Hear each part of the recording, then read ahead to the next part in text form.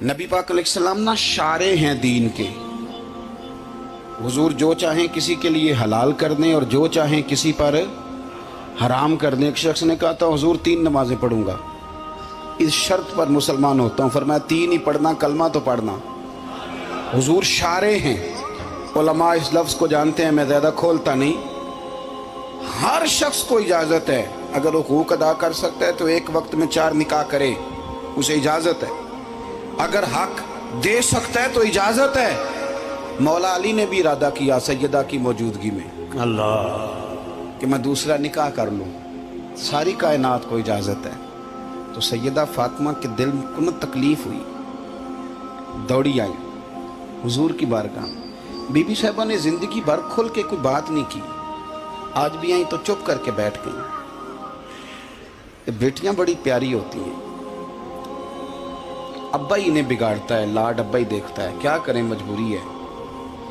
تو پھر میں نے دیکھا ہے بڑے بڑے سیانے ابے سگی بہن کے بیٹے کو بھی رشتہ دے کے نا، چاہے پالا بھی بھانجا خود ہی ہو تو گھر جا کے معافی مانگتے ہیں، پتر جنی بھی خراب ہی نا میری وجہ تو تھوڑا خیال فرمائی. بیٹی معاملہ بڑا عجیب ہے نا جی.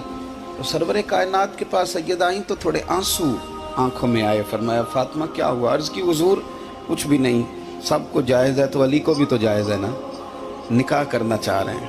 حضور نے خطبہ دے دیا، مسجد میں لوگ جمع کر لیے. آج کس لیے اجتماع ہے؟ جہاد کی تیاری ہے. کوئی نئی آیت آئی ہے؟ فرمایا آؤ سارے مسجد میں. خطبہ کتنا مختصر سا، مختصر توجہ ہے میرے بھائیوں کی. جی بسم اللہ. ادھر دیکھو میرے مختصر سا خطبہ، 2 حرفی بات. حضور فرمانے لگے بھئی میری بات غور سے سن لو، یہ جو فاطمہ ہے نا یہ میرے جگر کا ٹکڑا ہے، بدعت منی ہے، یہ میرے جگر کا ٹکڑا ہے. جس نے اسے راضی کیا اس نے مجھے راضی کیا، اور جس نے اسے ناراض کیا اس نے مجھے. ختم ہو گئی بات، 2 حرفی بات. حضرت مولا علی کہتے ہیں باقی سارے ایک دوسرے کا منہ دیکھ رہے تھے کہ آج اس خطبے کی کیا ضرورت. تو مجھے تو سمجھ آ رہی تھی نا. شیر خدا کہتے ہیں میں چپکے سے اٹھا اور سیدہ کے پاس گیا. میں نے کہا میں نے تو بات ہی کی تھی، تو پہنچ ہی گئی ہے. کہتے اتنی دیر میں حضور بھی آ گئے. فرمایا علی سن، سب کے لیے دوسرا نکاح جائز ہے، پر جب تک میری فاطمہ ہے تیرے لیے جائز نہیں. تو نہیں کر سکتا، تیرے لیے جائز نہیں. جناب صدیق اکبر کے لیے رسول پاک نے کہا میری وجہ سے چھوڑ نہیں سکتے تھے.